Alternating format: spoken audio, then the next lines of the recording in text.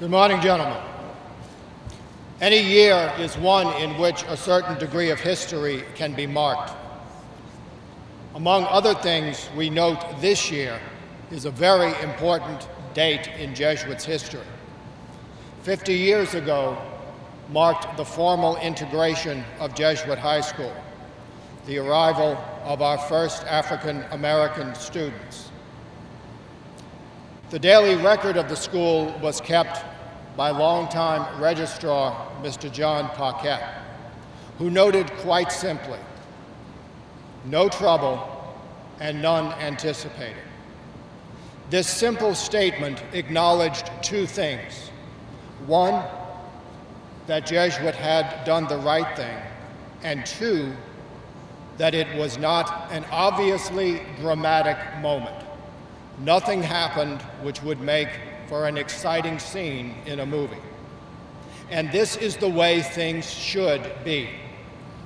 When we perform our duty, when we live up to our principles, when we strive to work and live for the greater glory of God, it is never a good sign of our having competence, let alone conscience and compassion, if it's an obvious struggle.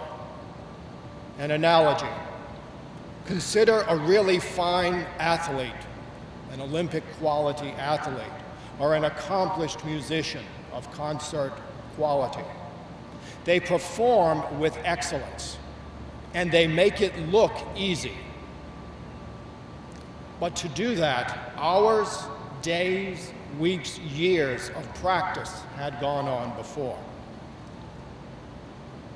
It's the same call to us today.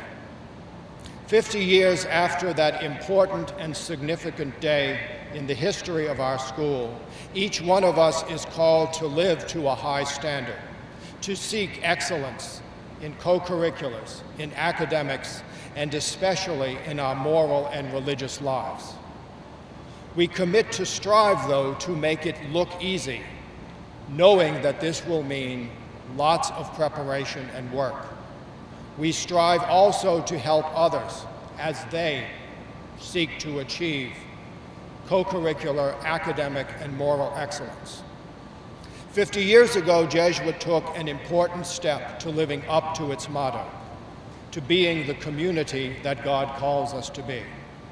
Today, as we begin this year, we commit ourselves to take this year's step, to live as men of faith and men for others, to live for the greater glory of God.